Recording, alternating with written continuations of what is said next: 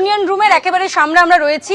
মূল যে বিল্ডিং কলেজের তার পেছনেই 4-5টা ঘরে মূলত তৃণমূল কংগ্রেস ছাত্র পরিষদের যে ইউনিয়ন, সেই ইউনিয়ন যে নির্বাচন গত কয়েক বছর ধরে বন্ধ রয়েছে, সেই তৃণমূল ছাত্র পরিষদের যে ইউনিয়ন রুম, সেখান থেকে দেখা যাচ্ছে যে দুটি ট্রলি ব্যাগ, তুমি দেখতে পাচ্ছ ক্যামেরা পার্সন অঞ্জন বিশ্বাস দেখাচ্ছে ছবি, যে দুটি ট্রলি ব্যাগ এবং তার সঙ্গে একাধিক নথিপত্রের সাথে সাথে যেটা উদ্ধার হয়েছে, যা চাঞ্চল্য ছড়িয়েছে, যে 100 এবং 500 টাকার নোটের বান্ডিল, 100-র পুরনো নোট, নতুন নোট এবং 500 টাকার আরেকটা যে ট্রলি, সেই ট্রলিতে দেখা যাচ্ছে কারি কারি টাকা, 500 টাকার যে নোট, সেই নোটের বান্ডিল, এবং সবগুলোই দেখা যাচ্ছে যেখানে ব্যবহারযোগ্য অবস্থায় নেই, উই ধরে গিয়েছে। অর্থাৎ মাস ধরে কিন্তু হাইকোর্টের নির্দেশ রয়েছে ইউনিয়ন রুম ব্যবহার করা যাবে না, যেহেতু ছাত্র সংসদ নির্বাচন প্রায় 7 বছর ধরে বন্ধ রয়েছে, সে কারণে ইউনিয়ন রুমে তালা দেওয়ার নির্দেশ ছিল হাইকোর্টের। এই তালাবন্ধ রুমগুলো থেকেই মূলত পরিষ্কার করার জন্য পুরসভার থেকে নির্দেশ এসেছিল। পুরসভার আধিকারিকরা সাফাই কর্মীদেরকে নির্দেশ দিলে তারা এসে এখানকার যারা স্টাফ তাদের সঙ্গে কথা বলেন এবং স্টাফেরা পরবর্তীতে প্রিন্সিপালের কাছ থেকে চাবি নিয়ে যখন এই তালাগুলি খোলেন, সাফাই কর্মীরা ভিতরে প্রবেশ করে এবং আলমারি সহ একাধিক জায়গা যখন পরিষ্কার করা শুরু হয়, তখনই দেখা যায় দুটি ট্রলি ব্যাগ উদ্ধার হয়। বলবো আরেকটা ছবি অঞ্জনকে, পাশেই রয়েছে জিমন্যাসিয়াম, সেখানে দেখতে পাচ্ছ অত্যাধুনিক যন্ত্রাংশ, অত্যাধুনিক যন্ত্রপাতি দিয়ে সাজানো রয়েছে একটি জিমন্যাসিয়াম। সেই জিমন্যাসিয়াম এবং তার পাশেই দেখা যাচ্ছে যে রুম, ইউনিয়ন রুম, সেই ইউনিয়ন রুম থেকে উদ্ধার হলো আজকে দেখা যাচ্ছে যে উই ধরা টাকা। কলেজের মধ্যে থেকে দুটি ট্রলি ব্যাগ উদ্ধার হলো, যার মধ্যে কারি কারি টাকা রয়েছে, 500 এবং 100 টাকার নোট, যা একেবারে উই পোকা খাওয়া। আর কলেজের ছাদে তৃণমূল নেতার বেডরুমের হদিশ মিলল, যেখানে কলেজের ছাদে তৃণমূল নেতার এসি ঘর, সেখানে রয়েছে গদি আঁটা খাট। কলেজের তৃণমূল নেতার বেডরুম লাগোয়া রয়েছে ঝাঁ চকচকে টয়লেটও।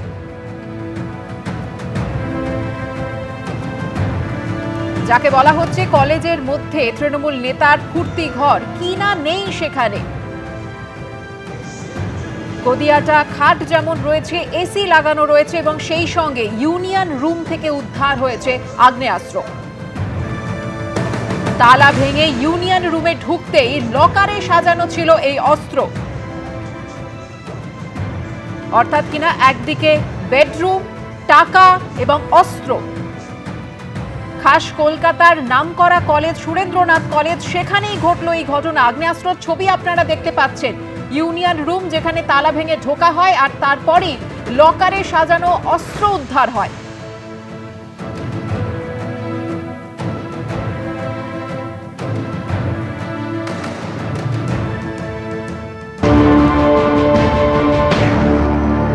কত টাকা থাকলে পরে টাকা উইতে খায়? এর আগে আমি দেখিয়েছিলাম এই কলেজের এদের ইউনিয়ন ফান্ডে, কলেজের ফাংশন ফান্ডে 1.5 কোটি টাকার বেশি এখন অব্দি ডিপোজিট আছে। আর এখন দেখা যাচ্ছে লাখ লাখ টাকা উই খাওয়া, এবং এই সমস্ত টাকা জনতার, এদের গরিবের টাকা, ছেলেদেরকে ভর্তির টাকা। আর কি দেখতে হবে এই জীবনে, এখন শুধু সেটাই ভাবছি। আমরা দেখলাম পার্থর বাবুর ঘরে টাকার পাহাড়, তারপরে দেখলাম কাউন্সিলরদের পাটের খেতে টাকা পুঁতে রাখা, আজকে দেখলাম তৃণমূলের ছাত্র নেতারা, যদিও তাদের বেশিরভাগের বয়স 60-এর বেশি, তারা ইউনিয়ন রুমে আলমারির ভেতর লাখ লাখ টাকা, এবং সেই টাকাও উইয়ে খেয়েছে। ভাবতে পারেন? শুধুমাত্র উই পোকা খাওয়া টাকা, অস্ত্রই নয়, আবার বেডরুমেরও হদিশ পাওয়া গেল। তৃণমূল নেতার ফুর্তি ঘরের হদিশ পাওয়া গেল। কলেজের ছাদে উঠতেই এই রুমের হদিশ পাওয়া গেল। বিলাসবহুল এই রুমের সুরেন্দ্রনাথ কলেজে ঠিক কি প্রয়োজন, এই প্রশ্নই কিন্তু এখন ঘুরপাক খাচ্ছে। একেবারে কলেজের তৃণমূল নেতার বেডরুম লাগোয়া ঝাঁ চকচকে টয়লেট, সুরেন্দ্রনাথ কলেজের ছাদে ছড়িয়ে ছিটিয়ে রয়েছে মদের বোতলও।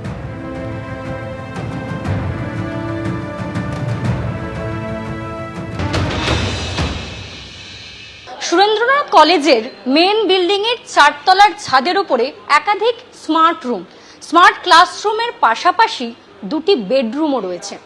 দেখলে বিস্ময় হয় কারা থাকতেন এই ঘরগুলিতে। দেখা যাচ্ছে বিলাসবহুল আতিশয্যে সাজানো এই ঘর, একদিকে শীতাতপ নিয়ন্ত্রিত, রয়েছে এয়ার কন্ডিশনার মেশিন এবং তারই সঙ্গে দামি চেয়ার, টেবিল, খাট, খাটে গদি এবং তারই সঙ্গে আলমারি। বাথরুম দেখলেও একদম চক্ষু চড়ক গাছ হওয়ার জোগাড়। বাথরুমে একাধিক অত্যাধুনিক ব্যবস্থার টয়লেট্রিজ এবং দেখা যাচ্ছে যে আলমারি থেকে শুরু করে খাট বিছানা সবকিছুর বন্দোবস্ত রয়েছে। শুধুমাত্র একটি ঘর নয়, তার পাশে আরও একটি ঘর, সেই ঘরেও দেখা যাচ্ছে এসি থেকে শুরু করে মডারেটার মানে অর্থাৎ কাস্টমাইজড ওয়ালপেপার দেওয়া, দরজা অত্যাধুনিক এবং তার সঙ্গে আলমারি সহ খাট বিছানা প্রত্যেকটা জিনিস। এখানকার যারা স্থানীয় তারা অভিযোগ করছিলেন যে পরিচালনা সমিতির যিনি রয়েছেন দেবাশিস বন্দ্যোপাধ্যায়, তারই মূলত এই ঘরগুলি। তারপরে অভিযোগের ভিত্তিতে কলেজ কর্তৃপক্ষের উপরে চাপ সৃষ্টি করলে তারা যখন এই ঘরগুলো খুলে দিলেন তখন দেখা যাচ্ছে সত্যি দুটি বেডরুম এই স্মার্ট ক্লাসরুমের পাশাপাশি রয়েছে। কারা ব্যবহার করতেন এই রুমগুলি? এটা দেবাশিস ব্যানার্জি এবং শিবাশিস ব্যানার্জি দুজনে ব্যবহার করতো এই রুমটাকে। কারা? তারা এই কলেজের যে গভর্নিং বডিতে রয়েছে, ছিলেন, এখন আর নেই তারা। শিবাশিস ব্যানার্জি গেস্ট লেকচারার ছিল, উনি ওনার ছেলে হন, উনি লয়ের গেস্ট লেকচারার ছিলেন, বাট ওনারা বাপ বেটা মিলে পুরো কলেজটাকে এইভাবে চালাতেন। ছাদের উপরে বেডরুম বানিয়েছে। হ্যাঁ, ছাদের উপর দুটো বেডরুম বানিয়েছে, নিজেদের কাজে ইউজ হবে। জানাই যাচ্ছে এখানকার স্থানীয়রা যেমনটা বলছেন যে দুটি ঘর মূলত পরিচালন সমিতির যারা রয়েছেন দেবাশিস বন্দ্যোপাধ্যায় এবং তার ছেলে শিবাশিস বন্দ্যোপাধ্যায় তারা ব্যবহার করতেন। পরিচালন সমিতির যে কি দাপট কলেজগুলিতে তা জানাচ্ছেন স্থানীয়রা এবং অভিযোগও করছেন যে এই দুটি ঘর নতুন তৈরি করা হয়েছে, নিচে আরও দুটি ঘর ঠিক এভাবেই ব্যবহার করা হতো। পরবর্তীতে নিজেদের আরামের জন্য আরও দুটি নতুন ঘর তারা তৈরি করেন। কলেজকে ঠিক কিভাবে ব্যবহার করা হয়েছে সেটাই তারা বারংবার তুলে ধরছেন, তাদের কথায় পরতে পরতে উঠে আসছে এবং তার প্রমাণও মিলছে। যাদের বিরুদ্ধে অভিযোগ উঠছে এই দেবাশিস বন্দ্যোপাধ্যায়, শিবাশিস বন্দ্যোপাধ্যায়, কারা এরা? পরিচালন সমিতির সরকার মনোনীত সদস্য তৃণমূল নেতা দেবাশিস বন্দ্যোপাধ্যায়, তৃণমূল নেতার ছেলে শিবাশিস বন্দ্যোপাধ্যায়, সুরেন্দ্রনাথ ল কলেজের গেস্ট লেকচারার, সুরেন্দ্রনাথ ল কলেজের টিএমসিপির প্রাক্তন জিএস শিবাশিস বন্দ্যোপাধ্যায়।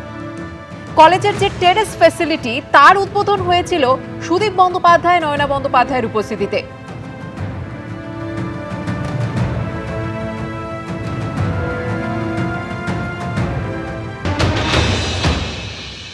তিনটে কলেজ মিলে আমরা ব্যবহার করি। সুরেন্দ্রনাথ ল কলেজ মর্নিংটায় ব্যবহার করে, সুরেন্দ্রনাথ কলেজ দিনের বেলা ব্যবহার হয় এবং সুরেন্দ্রনাথ ইভিনিং কলেজ বিকেল বেলা ব্যবহার হয়।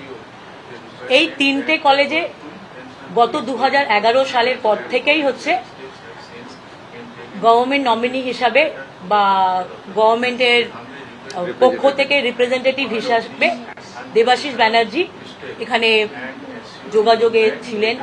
আর কি ইলেকশনের পর থেকে ওনার সাথে উনি আসেননি কলেজে, ওনার সাথে কোনো যোগাযোগ নেই। আজকের যে ঘটনাটা ঘটেছে সেটা আমি অবশ্যই ছিলাম না, আমি হচ্ছে 6টা সাড়ে 6টার পরে টিভি মিডিয়াতে দেখার পরে কলেজে এসেছি। তো এই 4টে কলেজের মধ্যে আমাদের বিভিন্ন ঘর ভাগ করা আছে, যেটা আমরা কমন মানে ইন্ডিভিজুয়ালি ব্যবহার করি।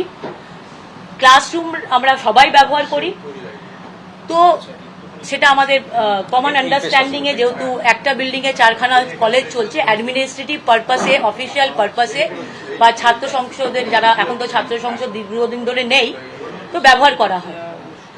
তো এই রুমগুলো নিয়ে আজকে ঘটনা ঘটেছে। ঘটনা জানার পরে আমাদের ইভিনিং কলেজের প্রিন্সিপাল এবং সুরেন্দ্রনাথ কলেজের প্রিন্সিপাল স্যার গিয়েছিলেন।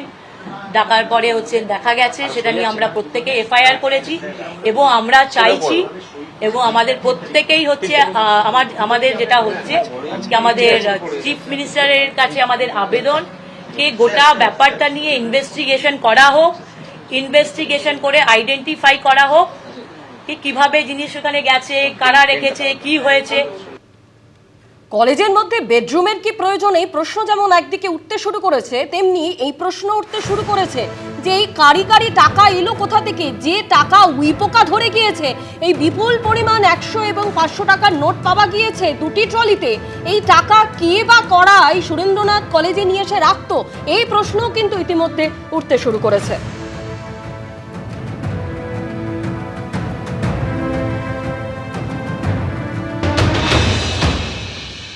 এটা তো স্বাভাবিক আছে, এই যে কান কাটা দেবু, দেবাশিস, শুভাশিস, শিবাশিস, যাই হোক, এদের তো এটা বড় নেক্সাস 15 বছর ধরে চলছিল। টাকা রাখা, তার মধ্যে টাকাতে উই ধরা, মানে মোটামুটি 5-6 বছরের পুরনো পাপ আছে। 5-6 বছর পুরনো পাপ এই এদের জামানাতেই হয়েছে। তৃণমূল কংগ্রেসের যে ইউনিয়ন রুম, তাতে ফেস্টের নামেতে টাকা তোলা, অ্যাডমিশনের নামে টাকা তোলা, তারপরেতে বিভিন্ন রিক্রুটমেন্টের নামেতে টাকা তোলা, এগুলোই চলছে। এতে সেই টাকাগুলো রেখে হয়তো ভুলেই গেছে তারা, যেখানেতে এত সংখ্যায় টাকা বা এত অ্যামাউন্টে টাকা রাখা আছে। ভুলে যখন গেছে তো স্বাভাবিক উই পোকা লেগে গেছে, কিন্তু ওদের তো আর টাকার অভাব নেই, সেই জন্য টাকা আনাগোনা চলতে থাকতো। এই দুটো ট্রলি হয়তো ভুলে গেছে। এবিপি আনন্দ, এগিয়ে থাকে, এগিয়ে রাখে।